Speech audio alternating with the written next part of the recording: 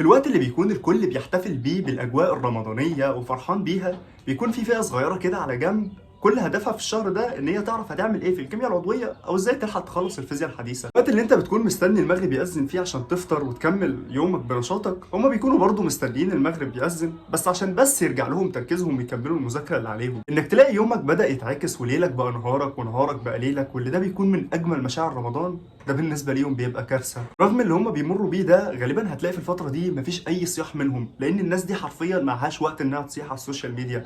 ده لو كان أصلا معاهم سوشيال ميديا في الفترة دي. متأكد إن أغلب اللي هيوصل لهم الفيديو ده هيكونوا ناس بره الثانوية العامة نفسها. أنا ليه بقول لكم الكلام ده؟ عشان أنا كنت الدفعة اللي قبلكم، وعارف يعني إيه رمضان في الثانوية العامة، وعارف يعني إيه إن أنت تكون إنسان عندك حلم أو هدف عايز تحققه، وعارف يعني إيه برضو إن امتحانات الثانوية العامة بتقرب، وعارف يعني ايه ان انت بتسيب اهلك في فترة المفروض بتبقى قريب منهم فيها، عارف المشاكل اللي انت بتمر بيها في الفترة دي، عارف ان انت بتضيع رمضان واللي هو بيكون من اجمل شهور السنة ما بتحسش بيه. وعشان انا عشت الكلام ده كله، ولما انت كنت رايح انا كنت جاي، فانا جاي اقول لك ما تضيعش رمضان سواء كمذاكرة او كعبادة. هو الثانويه العامه انت ممكن تقول كلها على بعضها سنه ومش هتتكرر تاني، لكن انت ما تعرفش رمضان ده هو اخر رمضان انت هتعيشه ولا لا، وما تعرفش هيتكرر تاني ولا لا، دي حاجه بايد ربنا. عشان انا عشت رمضان السنه اللي فاتت، بقول لك الفتره اللي ما بين العصر والمغرب ما تذاكرش فيها ابدا، والفتره من بعد الفجر لحد الظهر دي خلي فيها كل الدروس اللي عليك، واوعى تضيع التراويح او وردك من تلاوه القران. عشان ايه تقول ان انت كده ما بتضيعش وقت او بتحافظ على وقت زياده؟ وافتكر انه ما زاحم القران شيئا الا باركه. الوقت من بعد صلاه التراويح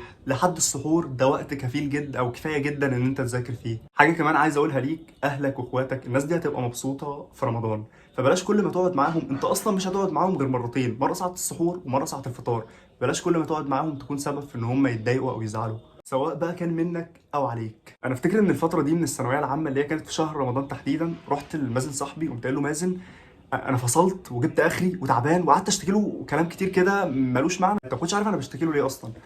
فلقيته بص لي كده وقام قايل لي وانا كمان، بس هتعمل ايه؟ دوس. فهو انا عارف ان انت اصلا اخرك جاب اخره وفصلت ومضغوط فعلا، ويعني الحاجه اللي انت فيها دي صعبه، يعني انا عارف ان انت في حاجه صعبه، بس هتعمل ايه؟ دوس. ده الواقع اللي احنا فيه. للاسف في حاجات ما بنقدرش نغيرها، بس على الاقل بنقدر نتعامل معاها. خليك فاكر ان انت عديت من الجزء الاكبر من الثانويه العامه، فاللي جاي مش قد اللي فات، وان ربنا اللي عانك الفتره اللي فاتت دي كلها ان انت تعديه، هو اللي هيقدر يعينك الفتره اللي جايه دي ان انت تعديها. خليك فاكر ان كل مر سيمر، وان الله لا يضيع اجر من احسن عملا.